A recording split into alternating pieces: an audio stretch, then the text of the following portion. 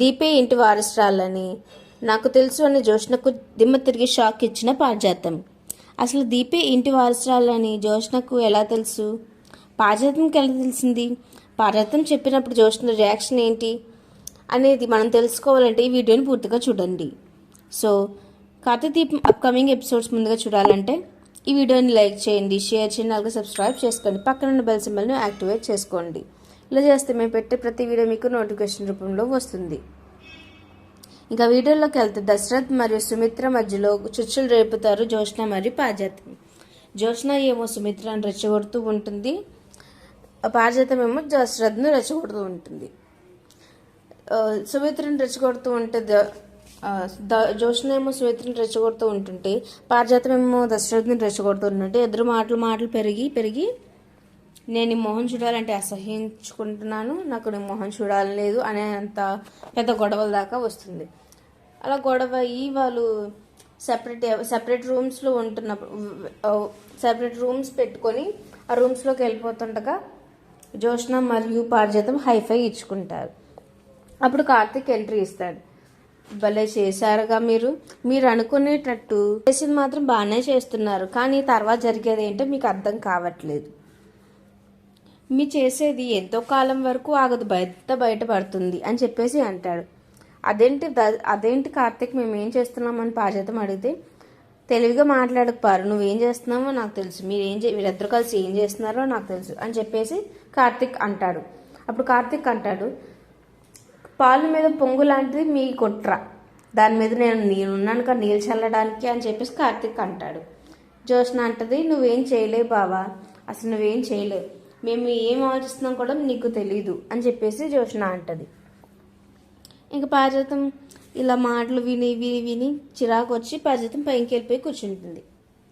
అప్పుడు జోష్న పారిజాతం దగ్గరికి వెళ్తుంది. ఏంటి గ్రాని ఇక్కడ కూర్చున్నావు అని చెప్పేసి జోష్న అడుగుతుంది. అప్పుడు పారిజాతం అంటది, నాకు ఒక విషయం అర్థం కావట్లేదు జోష్న, ఇప్పుడు సుమిత్రకు మధ్యలో అంటే సుమిత్ర దశరథ్ మధ్యలో గొడవ పెట్టావు, తర్వాత ఏం చేయాలనుకుంటున్నావు అని చెప్పేసి అడుగుతుంది. జోష్న అంటది, నేను ఒక పెద్ద విషయం మీదే ఉన్నాను, అది వాళ్ళిద్దరిని విడగొట్టాలి అని చెప్పేసి ఉన్నాను, కాబట్టి వాళ్ళిద్దరి మధ్యలో ఇప్పుడు స్విచ్ పెట్టాను, తర్వాత ఎదురుగా విడగొట్టడానికే నేను చూస్తున్నాను అని చెప్పేసి జోష్న అంటది. అప్పుడు పారిజాతం అంటది, నువ్వు ఇవన్నీ చేస్తుంది దీప మీద కోపంతో అని నేను అనుకోవట్లేదు, దీపకు ఇంటికి సంబంధించి ఏదో విషయం దాస్తున్నావని నేను అనుకుంటున్నాను అంటే, ఏంటి రాణి నువ్వు ఇంకా ఈ విషయాన్ని వదిలిపెట్టవా అని చెప్పేసి అంటది. అప్పుడు పారిజాతం అంటది, విషయం వదిలిపెట్టడం ఏంటి, అసలు నాకు తెలుసు ఈ ఇంటి వారసురాలు దీపే అని, అందుకే నువ్వు అంతలా టెన్షన్ పడుతున్నావు అని కూడా నాకు తెలుసు అని చెప్పేసి అంటది. అన్నప్పుడు ఏంటి గ్రాని అలా మాట్లాడుతున్నావు, అసలు దీప ఇంటి వారసురాలు ఏంటి అని చెప్పేసి అంటది. పారిజాతం అంటది, అవును దీపే ఇంటి వారసురాలు అని నాకు తెలుసు, అయినా ఇప్పుడు నిన్ను కన్నా వాళ్ళు అంటే నిన్ను కనకపోయినా నిన్ను పెంచుకొని వాళ్ళు కొన్న కూతురులో చూసుకుంటున్నారు దశరథ్ మరియు సుమిత్ర, వాళ్ళని విడగొట్టాలి అని చంపాలి అనే స్టేజ్ దాకా వెళ్ళు, తర్వాత రేపు నేను ఒకవేళ విషయాన్ని బయట పెట్టేస్తాను అని అంటే నన్ను కూడా చంపడానికి చూస్తావు కదా జోష్న, నిజం చెప్పాలంటే అబ్సల్యూట్లీ కరెక్ట్గా చెప్పావు, నేను నిజంగా అలాగే చూస్తాను, నేను చంపడానికే చూస్తాను, ఎవరిని బ్రతకనివ్వను, ఈ విషయం తెలిసిన ఎవరిని బ్రతకనివ్వను అని చెప్పేసి జోష్న అంటది. పారిజాతం అంటది దానికి, నాకు తెలిసి నువ్వు ఇలాంటివి చేస్తావని చెప్పేసి అందుకే నీకు దూరంగా ఉండాలి అనుకుంటున్నాను అని చెప్పేసి అంటది. జోష్న అంటది, ఏంటి రాణి ఏం మాట్లాడుతున్నావు నువ్వు, నాకు దూరంగా ఉండడం ఏంటి, నీ మనవరాలు నేను అని చెప్పేసి అంటే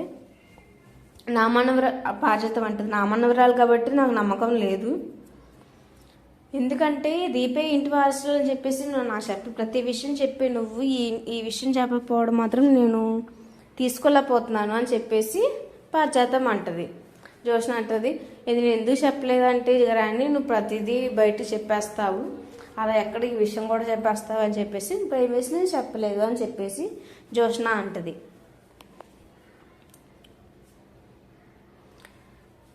జోష్న అలా అన్నట్టు పారిజాతం సరే అంటది, కానీ వాళ్ళిద్దరి మధ్యలో మాత్రం చిచ్చు మాత్రం రేగడం స్టార్ట్ అవుతుంది.